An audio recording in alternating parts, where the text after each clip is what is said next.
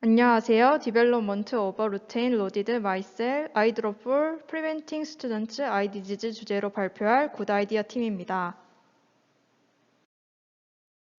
발표는 연구 배경, 목적, 배경 지식에 대해 설명하는 인트로덕션을 시작으로 연구 방법에 대해 설명하는 메소드, 연구 결과인 리절트, 추가 설명 및 결과를 분석하는 디스커션, 마지막은 Q&A 순서로 진행하겠습니다. 먼저 인트로덕션입니다. 한국건강기능식품협회에서 실시한 조사에 따르면 2020년 건강기능식품의 시장 규모는 4조 9천억 원으로 집계되었는데 이는 전년 대비 6.6% 증가한 값입니다. 전문가들은 각종 질병의 위험으로 인해 소비자들의 건강에 대한 관심이 증가함에 따라 시장 규모가 더 커질 것으로 전망하고 있습니다. 이 중에서도 가장 염려되는 건강 문제 1위로 눈 건강을 꼽았습니다.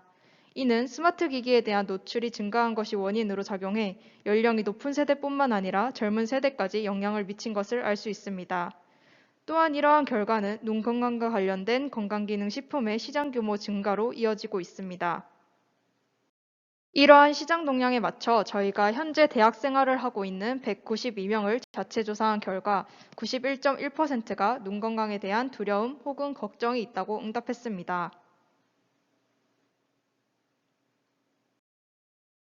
이어서 더 자세하게 대학생활 기간 중 경험한 안과 증상에 대해 설문했습니다. 안구 피로가 90.6%를 기록하며 가장 많은 대학생들이 경험한 증상이었고, 다음으로 78.6%의 대학생들이 안구 건조증을 경험했다고 응답했습니다. 이렇듯 자체 설문조사를 통해 기존에 나와 있던 시장 동향을 검증하고 실제로 많은 20대가 안과 증상을 경험하고 있다는 것을 알아냈습니다. 이렇게 시장 동향과 대학생들의 니즈를 파악하여 안구 건조 및 피로도를 개선할 수 있는 영양 성분을 포함한 점안액을 만들고 더 나아가 항반 변성을 비롯한 각종 안구 질병을 예방하는 것을 목적으로 연구를 진행했습니다. 그렇게 하여 선택한 약물은 루테인입니다. 루테인은 녹색 잎채소, 노란 과일, 마리골드 꽃잎 등에서 발견되고 긴 구조로 이루어져 있는 분자량 약 569g/몰의 물질입니다. 극성 카로티노이드 잔토필인 루테인은 황반의 주요 카로티노이드입니다. 루테인은 싱글렛 옥시전을 캔칭하고 프리라디칼을 소거하는 과정을 통해 매우 강력한 항산화 작용을 하는 것이 입증되었습니다. 이러한 루테인은 블루라이트를 필터링하여 포토리셉터 셀에 대한 포토톡식 손상을 줄이는 활성 효과가 있으며 저희는 이 효과에 집중했습니다. 현재 시판되고 있는 루테인 관련 건강기능식품들이 각광받고 있습니다. 하지만 저희는 식이로 섭취하는 방법 대신 점안액으로 점안하는 방법을 선택했습니다. 앞서 연구된 자료들에 따르면 식이로 섭취했을 때 루테인이 작용하는 데까지는 매우 많은 기전들을 거쳐야 합니다. 그러나 점안액은 안구에 직접 점안함으로써 소화기 흡수 기전을 생략하고 소량으로 그에 상응하는 효과를 빠르게 낼 수 있을 것이라고 생각했기 때문에 이 방법을 선택했습니다. 안구의 구조는 복잡하여 약물이 타겟셀에 도달하는 데 어려움이 존재합니다. 코냐, 블러드 아쿠어스 베리어, 블러드 레티널 베리어 순서로 수많은 베리어들을 통과해야 되기 때문에 통과 과정에서 각 베리어들에 흡수되고 최종적으로 타겟셀에 도달하는 약물의 양은 줄어들게 됩니다. 저희 연구에서는 복잡한 눈 구조로 인해 효과 부위까지 약 성분이 전달되기 어려운 점을 미셀을 이용하여 극복했습니다. 미셀은 속에 있는 하이드로포빅 테일을 겉에 있는 하이드로필릭 헤드가 감싸고 있는 구조인 나노 캐리어로 캐리어 내부에 하이드로포빅한 의약품을 담아 전달할 수 있으며 구조가 간단하고 입자의 크기가 매우 작습니다. 이러한 장점으로 타겟셀에 접근하는 것이 어려운 기작에 있어서 약물 전달이 매우 유리하고 현재 미셀에 대한 임상시험이 활발하게 진행되고 있습니다. 저희가 만들고자 하는 점안액의 조건을 간단하게 설명드리겠습니다. 지금까지의 점안액들은 눈물과 비슷한 조건으로 만들어져 왔습니다. 첫 번째로 pH를 맞춰야 됩니다. 눈물의 pH는 6.5에서 7.62 사이이기 때문에 이 범위에 들어와야 점안액의 조건에 충족할 수 있습니다. 두 번째는 삼투압입니다. 삼투압은 305mOs/kg 이하로 유지되어야 합니다. 다음은 오염도를 주의해서 봐야 됩니다. 오염도는 박테리아의 생성 유무를 통해 알 수 있으며 박테리아는 600나노미터 파장에서 검출할 수 있습니다. 그 밖에 투명도, 점도 등 다양한 조건들이 충족되어야 비로소 전만액으로 사용할 수 있습니다. 다음은 메소드입니다. 저희는 마이셀 제조를 위해 FDA 승인을 받은 TPGS와 OC40을 사용했습니다. TPGS는 생체 적합성이 높고 망막세포에 있는 PGP 단백질의 이니비터로 작용하여 약물 흡수율을 높이는 장점이 있습니다. TPGS와 OC40을 이용해 호모지니어스 솔루션을 제작 후 각기 다른 양의 루테인을 첨가하여 마이셀 형성을 위한 머테리얼 준비를 끝냅니다. 만들어진 머테리얼을 로터리 이베포레이터 기계를 이용하여 용매를 증발시키고 오버나잇을 거쳐 드라이드 필름을 얻습니다. 이후 리하이드레이션을 거쳐 마이셀의 자발적 형성을 증진시켰습니다. 만들어진 샘플의 균일도 향상을 위해 워터베스 소니케이션을 진행하였고 이로써 저희가 측정할 샘플이 만들어집니다. 저희는 만들어진 샘플을 이용하여 다양한 실험을 통해 마이셀과 루테인 최적 농도를 확인하였습니다. 초기에 만들어진 샘플의 유관 확인을 통해 색과 투명도를 확인하고 흑광도를 마이셀 파쇄 전과 후로 측정하였습니다. 마이셀 파쇄에는 소니케이터를 이용하였습니다. 또한 DLS 측정을 통해 샘플 내 마이셀이 일정한 크기로 생성되었는지 PDI, 즉 균일도를 측정하였습니다. 이 과정에서 저희는 모든 샘플의 pH를 측정해 점화액으로서의 조건 충족을 기본적 배경 실험으로 진행합니다. 리절트입니다. 1차 마이셀 제조는 35 마이크로몰부터 1.75 마이크로몰까지 5가지 샘플 농도를 브로드하게 제조하였습니다. 모든 샘플의 흑광도 측정 결과 파쇄 전, 후로 흑광도의 변화가 발생하였고 이에 저희는 마이셀 형성이 이루어졌음을 알 수 있었습니다. 저희는 비어 법칙을 이용해 캡처드 루테인 농도를 계산하였습니다. 해당 샘플 중 2마이크로몰 농도 이하에서 루테인 활성을 위한 포커스 농도가 발생하였고 저희는 더 좁은 농도 범위를 선정하여 2차 실험을 진행하였습니다. 몰 농도를 기준으로 2.6 마이크로몰부터 0.2 마이크로몰 루테인 마이셀 용액을 제조하였습니다. 이 5가지 샘플 역시 소니케이션 전후에 흑광도 변화가 발생하여 마이셀 형성이 이루어졌음을 바탕으로 마이셀에 포획된 루테인의 농도를 계산하였습니다.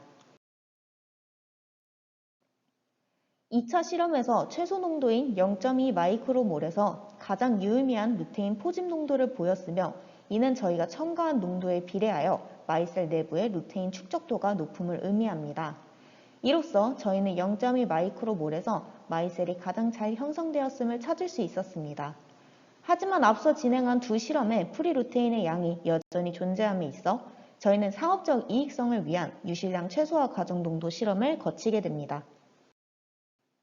3차는 0.1 마이크로몰부터 6.5 나노몰까지의 마이셀을 제조하였고 0.05 마이크로몰에서 포획된 루테인의 양이 이전 실험들 결과값에서 저희가 선정했던 최적의 마이셀 농도의 루테인 양과 유사하여 포획 루테인의 양은 일정하게 유지된 것으로 이야기할 수 있습니다.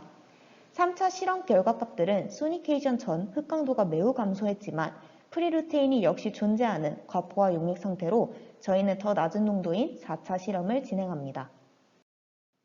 저희는 마이셀 생성의 최적 농도를 찾아냈지만 포획되지 않은 프리루테인의 양을 줄여 상업적 유실량을 최소화하기 위해 4차 실험을 진행하였습니다. 3차 실험에서 가장 낮은 농도였던 6.5 나노몰보다 낮은 농도의 루테인을 첨가하여 5.5 나노몰부터 0.0088 나노몰의 샘플 5개를 제조하였습니다. 이 4차 실험에서 소니케이션 전 흑광도는 매우 낮게 측정되어 포획되지 않은 루테인의 양이 급격히 감소함을 알 수 있었습니다.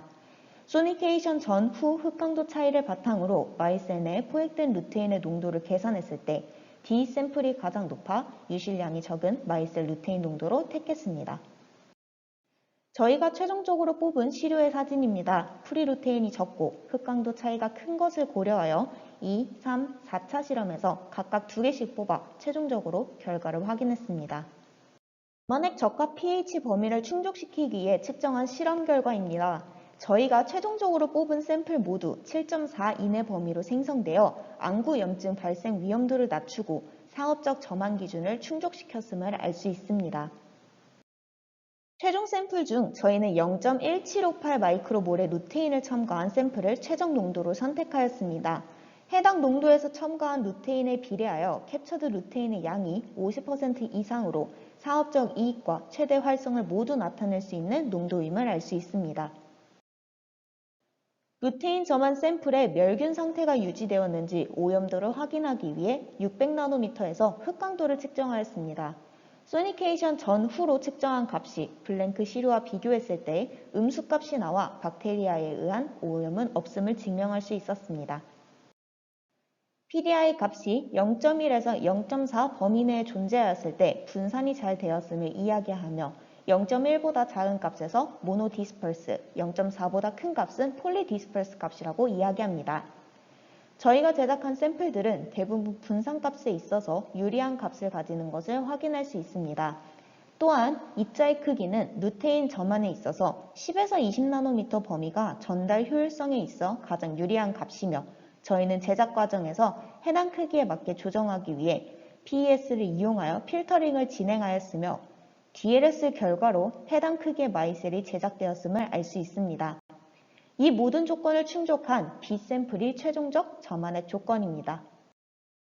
앞서 설명한 리절트들을 취합했을 때 저희의 샘플 중 TPGS 5C40 루테인을 225대 20대 1로 루테인 농도가 0.1758 마이크로몰인 B샘플을 최적 활성 루테인 저만액으로 선정하였습니다. 다음은 디스커션입니다. 유서 구조와 효능을 가진 베타카로틴과 루테인 중 저희가 루테인과 마이셀을 이용한 당위성을 설명드리고자 합니다.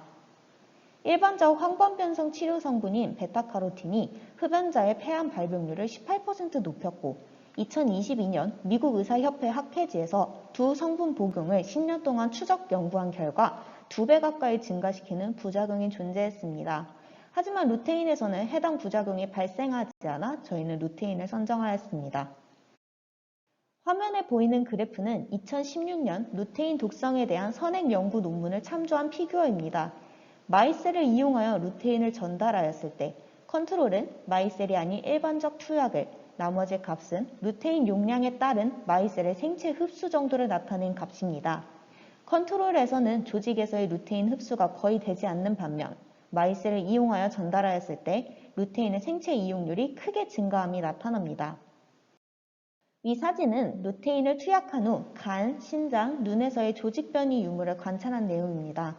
이 사진 중 가장 아랫줄인 눈 사진을 보시면 아이는 루테인을 마이셀이 아닌 단독 투여했을 때 독성이 발생되지 않는 모습을 기준으로 마이셀을 이용하여 루테인을 각기 다른 농도로 투여한 JKL에서 조직적인 변화가 발생하지 않았음을 알 수 있습니다. 동물 실험에서 루테인의 독성이 발생하지 않았음을 병리학적으로 확인하는 실험입니다. 이에 저희는 저만액 성분으로 루테인을 전달 방식으로 마이셀을 선택하였습니다. 저희의 실험은 여기까지 마무리되었지만 이후 후속 연구에서 RPE 셀라인을 배양하여 제작한 저만액을 이용한 흡수도와 전달 효율성 2차 검증이 필요합니다. 또한 해당 마이셀의 루테인 포집도를 직접적인 시각 자료를 얻기 위해 시료에 프리즈 드라이어를 거쳐 TEM 관찰이 필요합니다. 두 가지 후속 실험을 통해 저희가 개발한 저만액의 효율성에 대한 신뢰도를 높일 수 있습니다. 동물병원에 내원하는 질환의 순위 중 안질환이 전체의 약 30%를 차지하며 그중 백내장과 녹내장이 1위를 다툽니다. 루테인은 백내장 및 녹내장에도 뛰어난 효율을 보여 저희는 초기 저만액을 반려동물 안질환 예방 저만액으로 제작하여 동물의약품으로의 상용화 예정입니다. 최종적으로 저희는 본 실험에서 진행한 마이셀을 이용한 루테인 농도 실험을 통해 사람을 타겟으로 한 블루라이트 차단과 안질환 예방을 위한 저만액 개발의 출발점이 될 것입니다. 발표 초반에 말씀드렸던 것처럼 저만액에 대한 관심이 증가하며 저만액 개발을 위한 투자 비용이 증가하고 있고 FDA 승인된 투여 경로별 나노의약품 파이프라인 통계를 바탕으로 현재 많은 제약회사에서 나노 캐리어를 이용한 저만액 개발을 진행하고 있음을 알 수 있습니다. 저희가 찾은 루테인 마이셀 최종 농도가 제약 발전에 있어 큰 도움이 될 것이라 예상합니다. 지금까지 굿 아이디어 팀의 마이셀을 이용한 루테인 전달 저만액 개발에 대한 연구 발표였습니다. 발표를 들어주셔서 감사합니다.